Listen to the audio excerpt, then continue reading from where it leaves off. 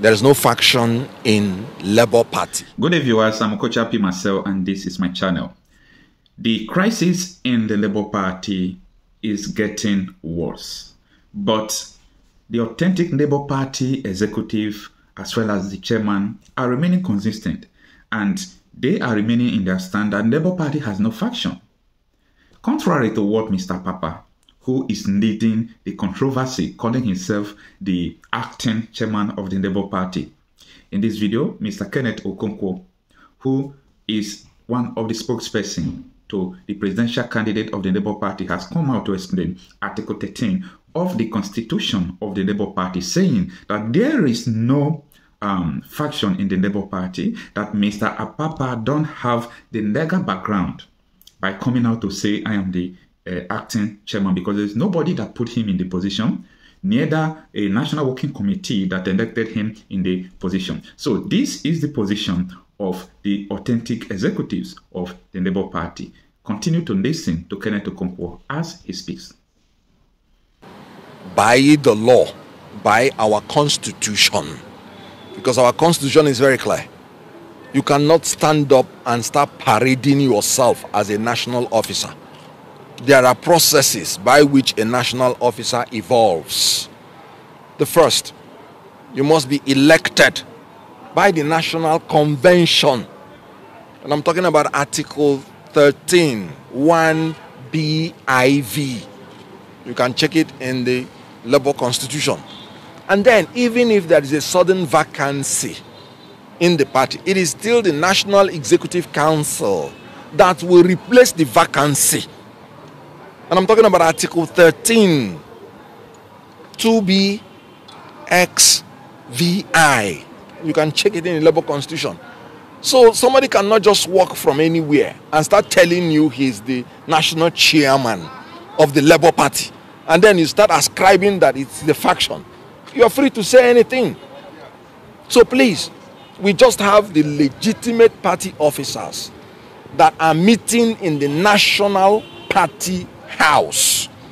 Now, these are the different leanings of Labour Party. You have the TUC, you have the NLC, then you have the National Working Committee, then you have the National Convention. Please, the people you call faction, which of this leaning is backing them up? You know, when they came in here to break into this office, and what they did was illegal. They said there was a purported ex parte order. Excuse me, and I talk as a lawyer. If a judge or a court gives an order, you as a human being do not have the right to enforce it. You cannot take the laws into your hands. Everybody is expected to obey the order of a court. If the people that are concerned do not obey the order, you go back to court for court to enforce their order. If you go and break in yourself, taking the laws into your hand, you are a criminal that has committed a criminal offense. Breaking into people's property is a criminal offense. So they criminally broke into this office. And that was why NLC called them rodents. And I agree. And they brought insecticide to fumigate this national office and threw them out. Now, since they were thrown out, did you see them here? Because they know what they did was illegal. They used thugs. They used the people, their paymasters, because they are now a department of another ruling party that is sponsoring them. As they said in this press conference, all they are looking out for is money. That is why I call them politicians of convenience and politicians of fortune. Here in Labour Party, we are politicians of conviction and politicians of fortitude. The whole idea of what they are doing is they are being paid so that they will distract us from chasing tenaciously our presidential mandate that was stolen from us.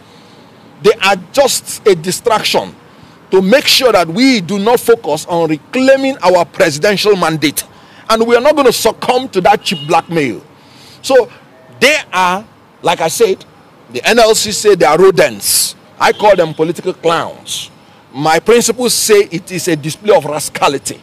And so we cannot succumb to those blackmail. Please, stop referring to them as faction.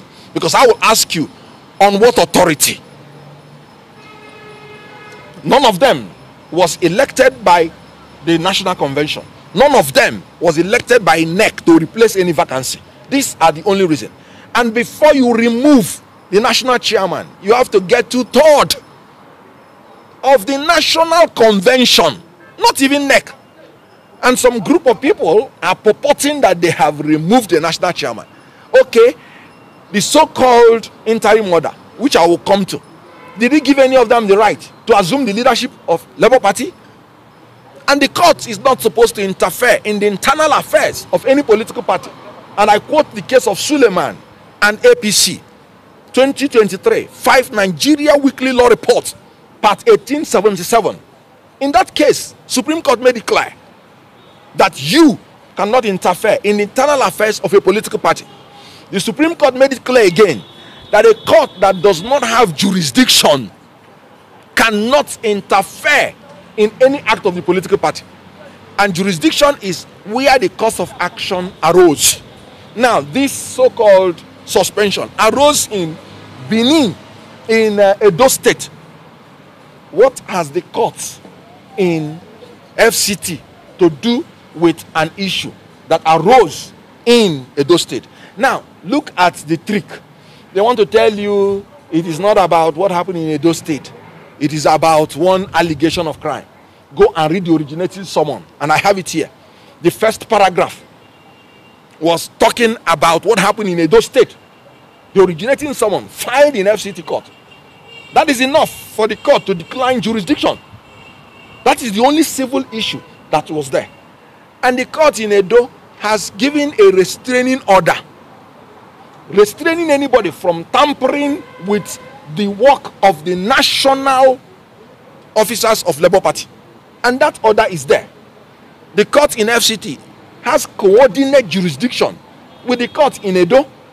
And so, if you have 2 court orders, you have the right to choose anyone. 2 court orders of coordinate jurisdiction. You have the right to choose anyone that you would want to obey. Especially when you know that one obviously has no jurisdiction. And now, a judge used the instrumentality of an ex parte order to infringe on the civil rights and obligation of a Nigerian citizen. This is illegal on its own. An ex parte order is the order of a court on the application of a party without notice to the other party. So it is an order you get without hearing from the other party. You and I know that the law is that you cannot punish any Nigerian citizen unheard. It's against fair hearing. Section 36 makes it a fundamental human right that every Nigerian citizen is entitled to be heard before his civil rights and obligation is tampered with. Section 36, subsection 1. Then section 36, subsection 5 made it clear. When a Nigerian is charged with a criminal offense, he is presumed innocent until he is proved guilty. But look at a court using an ex parte order to condemn a Nigerian, to punish a Nigerian when you have not even heard from him. That is legal blasphemy. So the issue here is that is an abuse of ex parte order, which Supreme Court has been hammering on. If you want to use ex parte order, you use it sparingly to defend an applicant from an injury of a great nature, from an irreparable damage that will happen to him before you hear the other party. I'll give you an example. Government wants to demolish your property, and you know they've not given you notice, and you know they don't have any right to do it. They just want to victimize you. You have the power to go to court and get an ex parte order to stop the government from destroying your property, because if they destroy it, it will be an irreparable damage to you, and it has to be so urgent that the government wants to do it within 7 days, meaning the court will not have the opportunity to hear them before they do it. That is when you use ex parte order. But in this case, the judge used an ex parte order to cut off the head of a human being. A political party is a human being recognized by law, and the national chairman is the head of a political party. So using the ex parte order to tell a national chairman not to do his work, punishing him for nothing. An innocent man, that's what the Constitution said, that has not done anything, and you have not heard from him. Now, let me tell you another very funny thing. The police purported reports, which they are parading, which they annexed. The police itself says is a gossip, and nobody should use it. A gossip is a casual report about people, detailing information about them, which have not been confirmed to be true. So the police itself say in the police report, and I'm talking about paragraph 5 of it, he said, please, this is for information only. Nobody should use these reports. The police even say they will not be held liable if anybody uses this report. So what police cannot confirm is true because they've not heard the other party. A court relied on it without hearing the other party to punish the party. Is that not ridiculous? So what's the bottom line of the situation based on the question you asked? Good. The bottom line is that there is no faction. You were in this particular meeting that is held. You saw the chairmen and secretaries of all the states. The quorum of any meeting in Labour Party is 1/3. So if you look at the composition of the membership of NEC, and I am talking about Article 13, 2B, 2A, you will see the composition of NEC. You must form a quorum.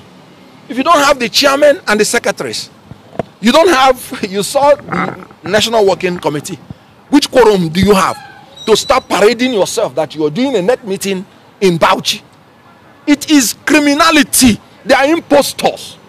They are not members of this party. They've been expelled by the legitimate authority, NEC, the ones that were there before. So on what basis are they doing that so-called NEC in Bauchi? Like I said, you saw the people here physically. The chairman of chairmen talked. So on what basis? So please, that is a show of impunity, criminality, illegality, corruption, and they are doing it to satisfy their paymasters, just to distract us. Thank you very much.